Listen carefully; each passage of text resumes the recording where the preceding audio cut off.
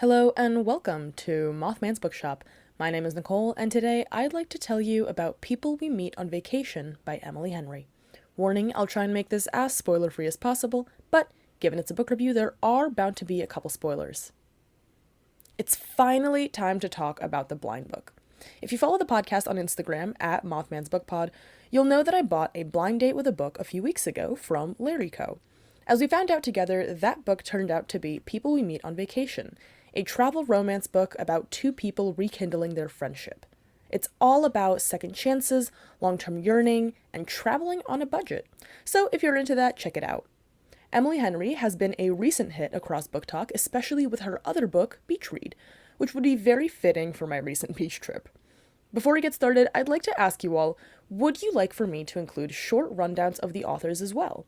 That way you can learn more about where they're from and what else they've written, but please let me know what you think through the form in the description as always. Let's get started. Something happened. Something happened 2 summers ago on one fateful trip to Croatia, leaving Poppy and Alex hesitant to reconnect.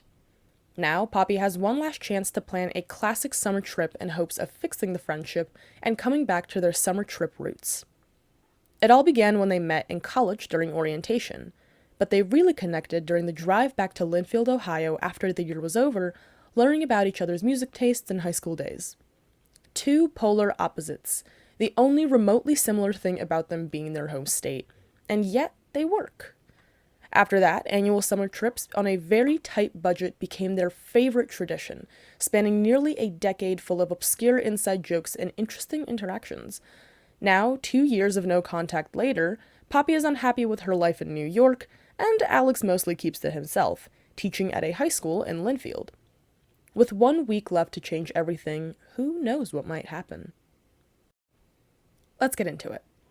I went into this with as open of a mind as I could possibly have, but at the end of the day, I have very mixed feelings toward this book.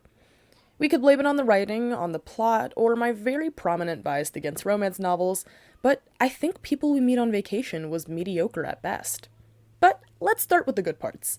The pacing, for the most part, was really good and led to a very organic unfolding of events, while also giving the characters a lot of development. We learned about Poppy's conflicted feelings about her upbringing in Ohio, her dissatisfaction with her place in life, and other aspects of her life which I won't go into for the sake of spoilers. We learn that Poppy seems to be running, but even she doesn't quite know what she's running from or why, and I found her really relatable. Overall, I found myself really resonating with her struggles at times. I especially like this moment between Poppy and her best friend Rachel. Poppy talks about how she's not content with her life, despite everything working out so well and being so perfect, and the way she feels bad about that. After a brief tangent, Rachel says, "I'm saying that purpose matters more than contentment. You had a ton of career goals which gave you purpose. One by one, you met them, and voila, no purpose." This moment really resonated with me, and I'm sure with many other readers, since this is such a common feeling after completing a long-term goal or doing something like graduating college, after which you have that sense of, what now? Something else that I surprisingly loved about this book is how the time jumps were done. Throughout most of the book, we alternate each chapter from this summer to a previous summer, starting with the day they first met to when the problems began. This is a recurring trope in this podcast, also seen in books like Lost Apothecary and Truly Devious, but it is done the best in People We Meet on Vacation. Each time jump provides meaningful context as to why Alex and Poppy might make certain jokes or be sensitive about specific subjects, and I never found myself disappointed or confused about why something seemed important only to never be mentioned again. And yes, I am looking at you, Truly Devious. That being said, I also noticed that some of the writing in the book could be very sporadic. The pacing was good for the most part, but sometimes certain scenes felt rushed, or events would arrive very suddenly without seeming like that was done on purpose. Alex and Poppy were vacationing in California the week leading up to his brother's wedding, so obviously there was some sense of urgency from Poppy, who was trying to make this the perfect last summer trip. But even so, the writing didn't really convey that urgency too well, which made the day of the wedding arrive very suddenly and somewhat confusing to read. The wedding-related chapters seemed very rushed, as if the author forgot about them and needed to get those in before the deadline.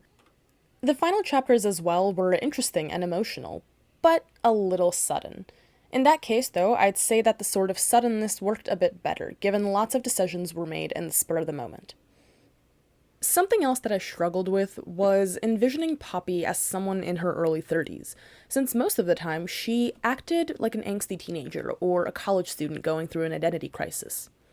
I understand having a midlife crisis and feeling discontent with your career, but her consistent naivete and rash decisions felt more akin of a 20-year-old learning the ropes of life than a 30-something-year-old trying to reconnect with herself and her best friends. I do think that the fight scenes or the tense scenes between Alex and Poppy have the potential to get a lot of great development for both their individual characters and the dynamic as a whole.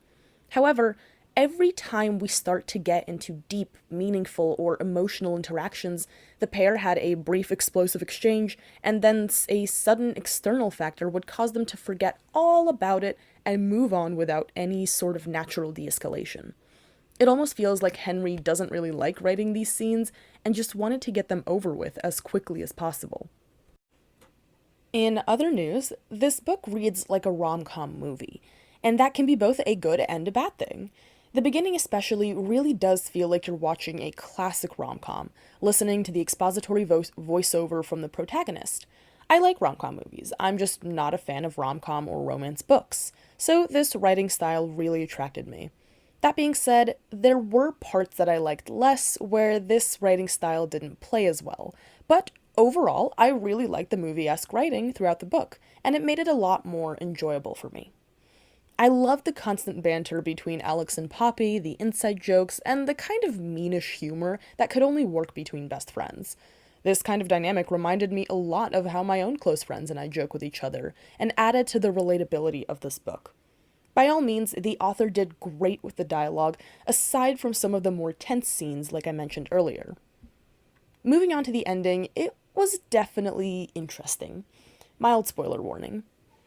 I love the dramatic confrontation and happy ending as a concept, but the execution felt a little disjointed and chaotic. Final thoughts? I struggled to really get into this book.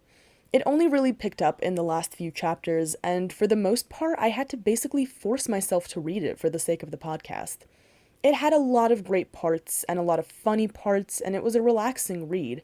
But again, there were large chunks of it that felt very dull.